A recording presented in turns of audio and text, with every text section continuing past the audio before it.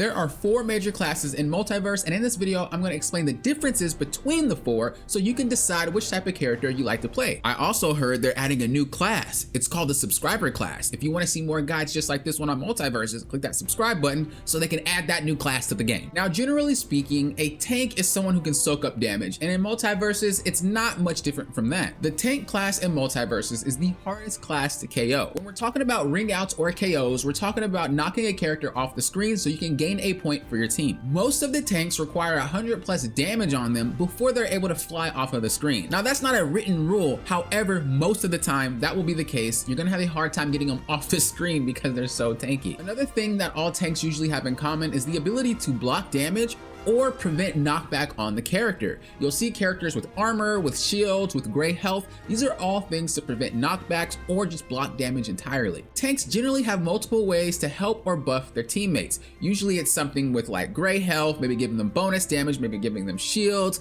cleansing them, what have you. Usually tanks have a way to take care of whoever is on their team. One of the last major things that tanks have in this game is the ability to have crowd control. Usually they're able to grab or hold a character in some sort of fashion.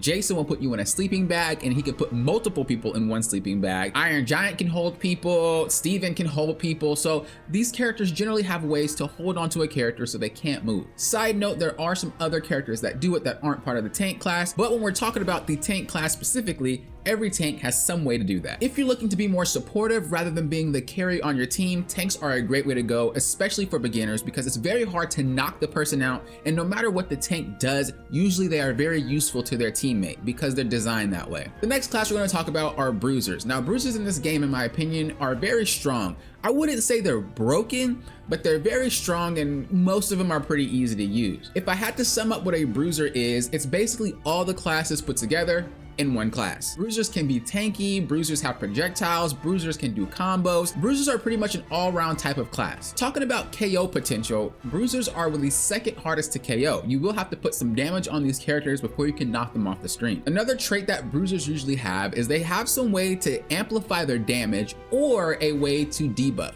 Most Bruisers have a way to do both, but that's usually the staple. They can boost their damage. As an example, you have the Banana Guard lifting weights, you have Shaggy turning into Super Shaggy. Mostly all Bruisers have a way to do something like that so they can do more damage. Another great thing about Bruisers is they cover a wide area on the map most of the time. As an example, Batman can cover almost the entire map with a slide kick, Shaggy can cover almost the entire map, and if he goes into Super Shaggy, he definitely covers the entire map. Mostly all Bruisers will have some sort of ability or multiple abilities that will cover the span of the map. Bruiser is a great pick if you want to learn multiple classes at once, and it's also a very safe pick because again, you do take a lot of damage before you can get KO'd off the screen, so you're a little bit more safe when it comes to that. If you don't want that difficulty spike of Mage or Assassin, Bruisers will be a great choice for you. The next class that we're going to talk about are Mages. Mages are the third hardest classes to knock off the screen. What defines a Mage is usually their projectiles or traps they can leave on the ground. One cool thing about Mages is that they are very expressive. No two players are going to play the same Mage the same. Mages are one of those classes that like to mix up a lot and keep the opponent guessing. The opponent will never know what you're going to do next, and if you're really good at spacing, you're most likely going to frustrate them. If you put a Mage in a 2v2 mode, it's even more crazy because they have to go through your teammate to get to you, which means you have a better chance of setting yourself up and doing tons of damage. However, with great power comes great responsibility. One of the hardest things about Mages is going to be how you read the situation. Because you're playing a Mage character, most of the abilities that you're going to use have cooldowns, ammo, whatever. Eventually you'll run out, or there's a way that they can destroy whatever you're using. You'll need to be able to understand when's the best time to use your abilities and how to use them. But if you can learn to read the match throughout the entire match, you will be one of the best players in the game because it is very hard to deal with a Mage that understands how to play the game properly. If you like to play a little bit more tactical, have a little bit more of a brain teaser, like to space yourself away and keep the opponents guessing, Mages are for you. And if you like to get people mad, I mean, that's the class to do it because they will rage quit. The next class that we have are Assassins. Now, Assassins are the easiest to KO in the game. It does not take a lot of effort to knock out an Assassin if you know how to KO properly. That is one of the downsides to playing an Assassin, but they have a lot of upsides as well. Assassins have a lot more freedom with how they play and move around.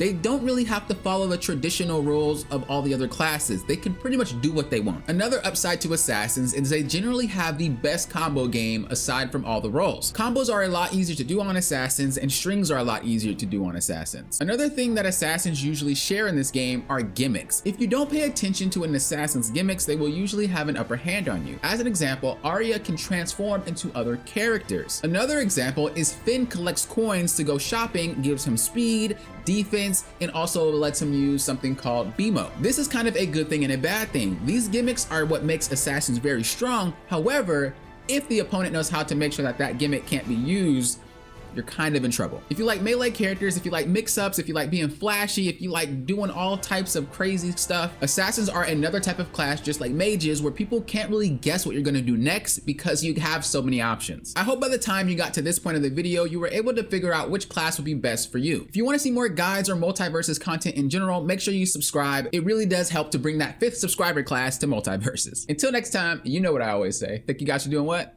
Popping often. Will often.